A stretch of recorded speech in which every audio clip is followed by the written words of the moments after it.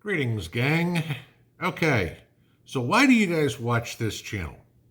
Probably, unless you just love seeing this ugly mug every day, probably it's maybe you could learn something, okay? And I've told you guys before, I do the same thing as you. I'm just out there learning stuff as well. And so, like you guys, I watch YouTube channels. Hey, I need to fix something. Let me go check this out, see if there's instructions on how to do it. Let me do whatever, right? Guilty, just like everybody else. I don't have all the answers. A lot of other people who are smarter than me who know stuff I don't. So I learn, okay? So in the last, I don't know, month or so, a few of you guys have asked me if I practiced ElectroCulture, okay?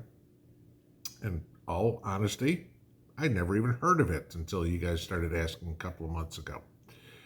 And I had watched Danny and Wanda over at Deep South Homestead talking about ElectroCulture. Danny knows 10 times more about gardening and farming and everything like that than I do, no doubt. Okay.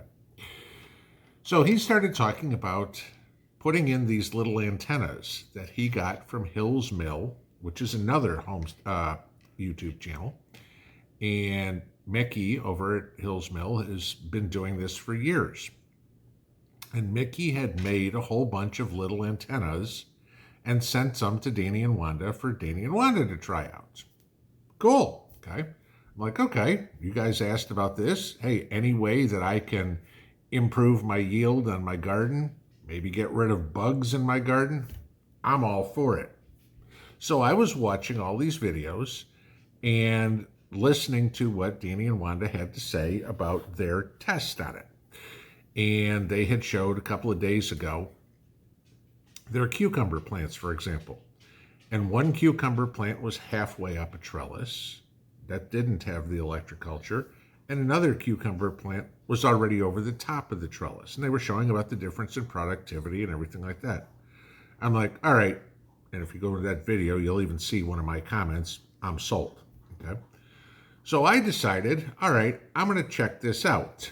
Now, Mickey sells these antennas on his channel, which is cool. More power to him, all right? And if you want to do that, go for it. I consider myself relatively handy, and I figured, okay, I can make some of these on my own. Not a big deal. So, hence, I'm going to show you how simple it is to make one of these, and then we're going to go out and we're going to try the same experiment here and see how it works. I'm taking Danny and Wanda's word for it. I'm taking Mickey's word for it. No problem. But like most people, I want to try it myself. I just don't put blind faith in anybody. So I'm going to make my antennas. So what I did was I went and bought a 30-foot spool of 12-gauge copper wire. Okay? Cost me $13. I figured, all right, if this works, I'm buying more. If it doesn't, I'm out $13, okay? I'll live. So, already made a bunch of them. I'm going to make one here real time so you can see how difficult this is. Okay? So I've got a piece of wire here that's probably about 2 feet, thereabouts. And I've got a big fat Sharpie marker. Okay? Pair of needle nose pliers.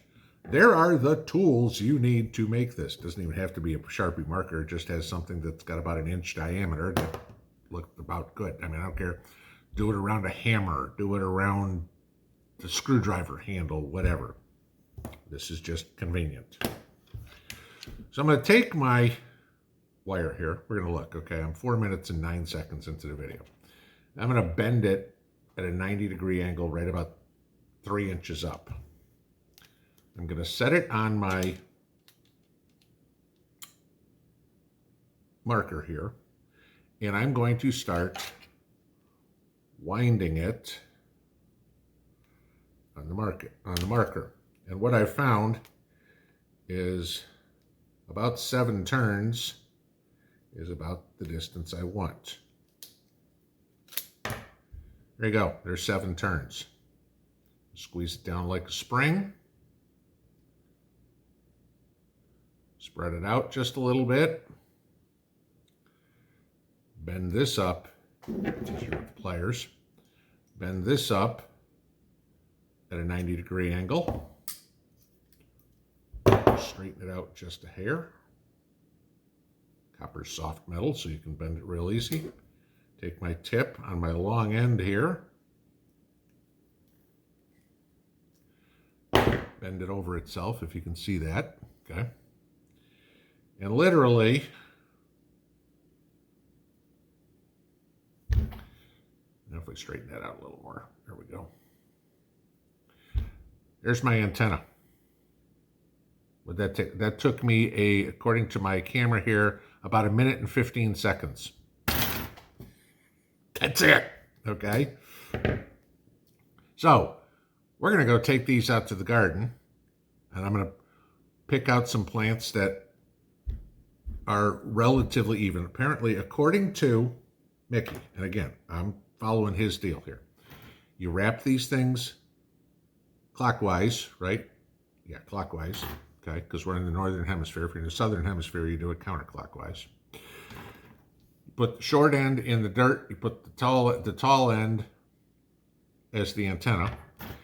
Gives you about a 3 to 4 foot radius, and you plant these on the south side of the plant. That's what Mickey says. I'm taking his research on it. So I'm going to go put these on some plants, and you guys can see what we'll do.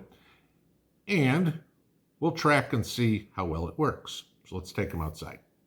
All right, so by the time all was said and done, I got a dozen of these antennae made out of a 30-foot coil. Okay, works for me. It's a good test. I'm testing out a few different vegetables. So as you guys know, I've pretty much got my gardens planted. And so we're going to find things that are similar and put them all the same. Now, like I said, this needs to go on the south side of a plant.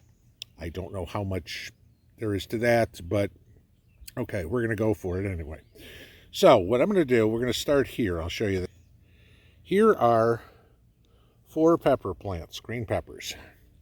They're all about the same size, okay? And that you are facing directly south at this point, okay? So what I'm going to do is I'm going to put this right in the middle of those 4 plants. I'll try to straighten it up vertically. So it'll be on the south side of these 2 and on the north side of those 2. But let's see if these 4 plants do better than the rest, because they're all basically the same size. So one of the things I saw Danny and Wanda do is they put it on some of the weaker plants to see if it would get them to catch up. So moving over to my cabbages, okay, my second planting, not the first ones. The first ones are good, okay. But I showed you guys earlier this week where I've got my second planting of green head cabbage and some red cabbage. So let's do the same thing now. We've got 2 red cabbage right there. And if you look, the ones here on the end are smaller than the ones up there. You look at these green cabbage, smaller, okay, and then they get bigger as we go down the row. So let's try the same thing here as we did with the peppers, and we're going to put one right in the middle of those 4 plants. That's maybe 18 inches away from each plant. So we've tried peppers and cabbage. Let's take a look at some tomatoes. So if we flip over here, and here's a row of tomatoes. Now you see the one on the end is probably the biggest of all of these. And you got a couple of real short ones right there. And the rest of them all look pretty good. Okay. So let's try the same experiment here and put them, again, on the south side. So it's going to be on the other side of these 2 tomatoes. I'm going to try to get through here and put it over here on the south side of my 2 smallest tomatoes. And let's see how that works to beef them up a little bit. My beans, my black beans, are starting to come up here. So why don't we just put this one in the midst of some black beans here. And get that in. Straighten it out. And we'll see if the ones on this side do any better than the ones on that side. Cherry tomatoes. Looking good, looking real good. looking little, looking good, looking real good, decent. Let's put it on the south side of my littlest tomato. Okay, see how that works. Crenshaw melons in these 6 cages here. I just planted these today, so they're not coming up. So let's put a couple on the farthest south side and see if the ones on the south side do better than the ones on the north side. So we'll drop one right here, as we see, and we will put one in between these 2 cages. We'll see how those go. We'll walk over here to my jalapenos. Okay, jalapenos ain't doing fabulous. They're certainly behind all my other peppers, and they all got planted at the same time. Seedling start and the in-ground planting.